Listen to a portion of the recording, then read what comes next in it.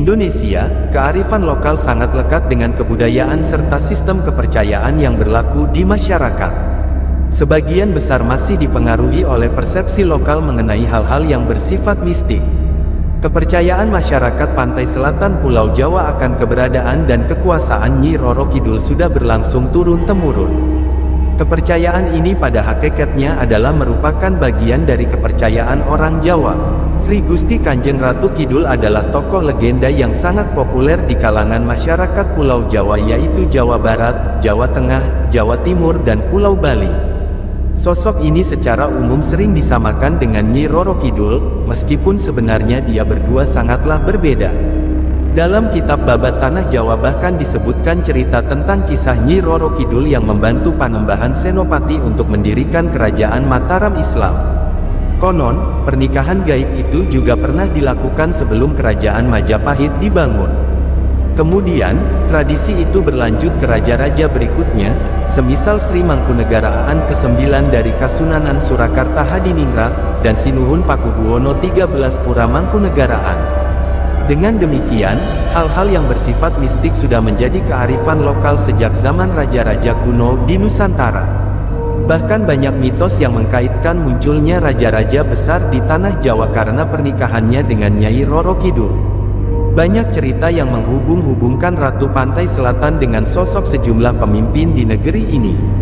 Salah satunya kisah Nyi Roro Kidul dan Soekarno yang merupakan mitos paling terkenal. Seperti apa ceritanya? Simak video ini sampai selesai, dan jangan di-skip. Nyi Roro Kidul begitu terkenal sebagai sosok yang menguasai pantai selatan. Sosoknya pun sering dikaitkan dengan sejumlah fenomena di negeri ini. Nyi Roro Kidul selalu menjadi perbincangan masyarakat dari zaman kerajaan hingga era modern seperti sekarang. Lalu bagaimana dengan Presiden Soekarno?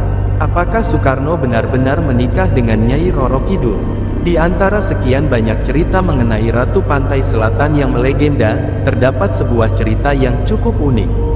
Misalnya, dalam sebuah pidato di Istana Merdeka, tanggal 17 Juli tahun 1959 saat melantik R.E. Martadinata sebagai Kepala Staf Angkatan Laut. Dalam kesempatan itu, Soekarno menceritakan, sejak era Mataram Islam, terdapat tradisi bahwa seorang raja dapat menjadi besar jika beristrikan Nyi Roro Kidul. Kemudian, dalam Musyawarah Nasional Maritim, tanggal 23 September tahun 1963, nama Nyi Roro Kidul juga kembali muncul.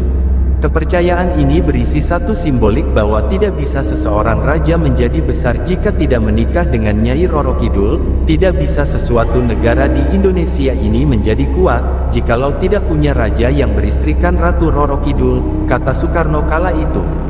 Menurut mitos yang berkembang di tengah masyarakat, kisah Nyi Roro Kidul dan Soekarno menikah bukanlah rumor yang pertama. Kisah Nyi Roro Kidul dan Soekarno konon keduanya telah melangsungkan pernikahan gaib. Namun untuk tempat dan berlangsungnya pernikahan tersebut tidak diketahui dengan jelas. Dan sebagian masyarakat percaya bahwa pernikahan itu benar-benar terjadi. Pada 1960, sebuah istana Presiden Republik Indonesia dibangun di bibir pantai Citepus, Jawa Barat. Istana tersebut diberi nama Pesanggerahan Tenjoresmi. Memanfaatkan rampasan penjajahan Jepang, dibangun juga sebuah hotel dengan anggaran 660 miliar rupiah tidak jauh dari Pesanggerahan Tenjoresmi. Hotel megah itu pun sering dianggap sebagai gerbang kerajaan Sang Ratu. Dikabarkan pula, bahwa Soekarno sering mengunjungi Nyi Roro Kidul di kamar 308 hotel tersebut. Pernikahan antara Soekarno dan Nyi Roro Kidul juga tertulis dalam buku Dunia Batin Dua Macan Asia, pengalaman-pengalaman spiritual Bung Karno dan Pak Harto. Di buku tersebut diceritakan bahwa kawin disimbolkan sebagai upaya Soekarno memperkuat bangsa Indonesia dari segi maritim atau laut sebagaimana pada zaman kerajaan Majapahit dulu. Ia ingin kembali mengulang kebesaran Nusantara masa lalu, dengan mencoba mengadopsi sistem kekemaritiman Majapahit yaitu dengan kawin atau menikahi lautan. Sebagian masyarakat percaya bahwa pernikahan itu benar-benar terjadi. Namun, ada juga yang percaya bahwa pernikahan tersebut hanyalah simbolik yang menandakan, sebagai pemimpin, mereka harus mempertahankan kekuasaannya atas lautan. Pernikahan raja-raja besar maupun pemimpin besar masih bersifat misteri, karena tidak ada bukti yang valid untuk dijadikan sebagai sumber dan rujukan. Dan kemungkinan peristiwa dan kejadian tersebut memang bersifat rahasia.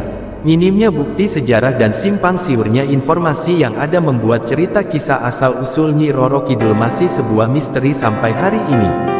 Ada pro kontra mengenai kebenaran pernikahan Soekarno dan Nyi Roro Kidul, baik di kalangan akademisi maupun para tokoh agama. Jadi, biarkan saja peristiwa ini menjadi legenda sejarah dan kearifan lokal yang tidak perlu untuk diperdebatkan. Semoga video ini dapat memberikan informasi tentang kisah Soekarno. Terima kasih sudah menonton video ini.